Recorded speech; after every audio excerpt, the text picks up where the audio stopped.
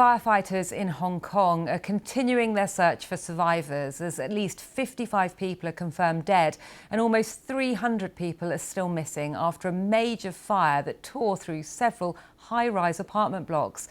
These are the pictures from earlier today. You can still see smoke rising from the building complex. People have been working through the night trying to reach residents potentially trapped on the upper floors.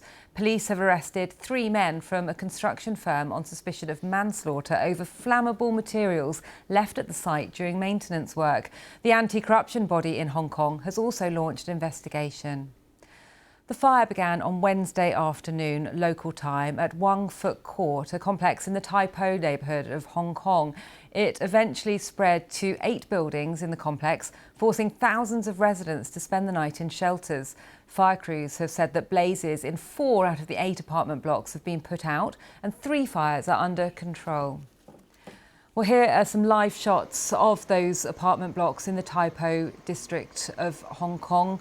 Efforts are still underway, firstly to put out the flames in a number of the buildings and also to rescue people who are believed to still be in those buildings. We know that the fire broke out at 10 to 3 local time on Wednesday, and as you can see there, still very much feeling the effects in Hong Kong. Well, a few local residents spoke to the media earlier. Ringing doorbells, knocking on doors, alerting the neighbours, telling them to leave. That's what the situation was like. It's tragic here. I even shed tears. Why does such a disaster happen? I hope they can overcome this. When my son called, I opened the window and saw firefighters already up the ladder. Then I went door to door, knocking and shouting, "Fire, fire, leave now." I told everyone on our floor to get out. There are 8 units on our floor. Laura Westbrook is a Hong Kong-based journalist and gave us this update.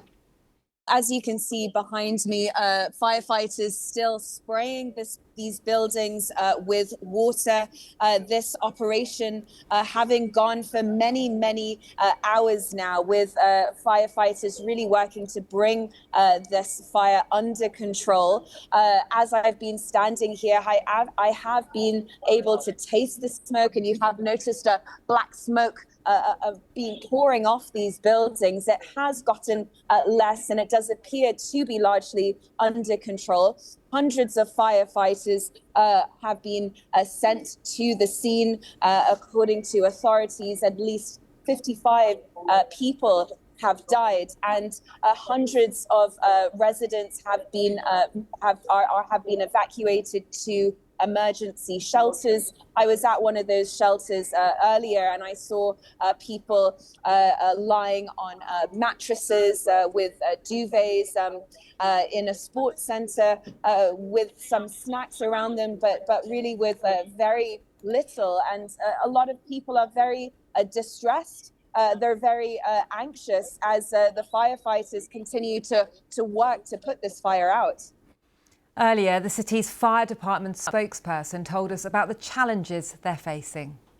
Our firefighters need to conference the high temperature to proceed to the fire ground one layer by one layer. It is very difficult for us, and the area of the fire ground or the domestic unit is not big. So we need to deploy a limited or optimize our manpower to perform our firefighting and rescue operation. In short, we are trying our best, and we will not give up any chance to pick up to save life. So that's the latest from the fire department spokesperson in Hong Kong. And we now return to those live shots of the Wang Fuk Court building, home to some 4,600 residents. We can also speak now to our reporter who's there at the scene, Martin Yip. Now, Martin, you've been reporting on this for many hours now. What's the latest that you can tell us?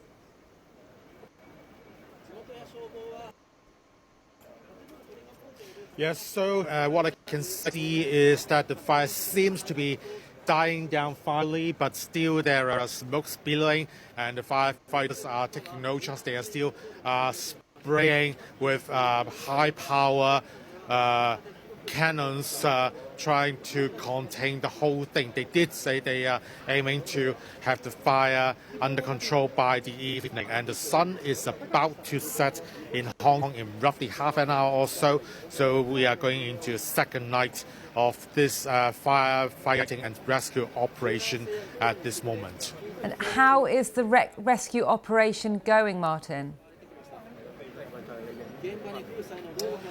So the press conference just happened a few hours ago that they are still trying to locate people. They don't have any update in terms of figures of how many people have actually been missing, but they insisted on sparing no efforts, like you just heard from the officer from the press conference. And we are also seeing volunteers bringing in all sorts of supplies for those who are in need, those who have lost homes. On another front, local media are the Indonesian Consulate General in Hong Kong confirming that at least 2 Indonesian domestic helpers have died in this incident. That's according to multiple local media reports, but we are waiting for direct confirmation from the consulate. But that really means this fire is now somehow an international incident. And of course, an investigation is also taking place into how the fire began. What can you tell us about that, Martin?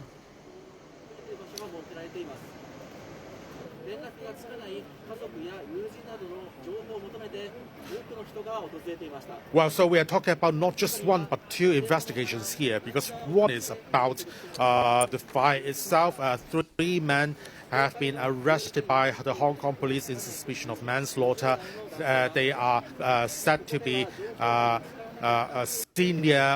senior management people of a construction firm that is contracted to do this renovation work for this some 40-year-old housing estate. Their offices have been raided by the police this morning. But just a few moments ago, the Independent Commission Against Corruption, Hong Kong's graft, announced they will launch their own investigation as well into whether this very work has any abnormalities, if corruption, bribe taking, things like that are involved. So it's 2 investigations going on at the same time on criminal grounds.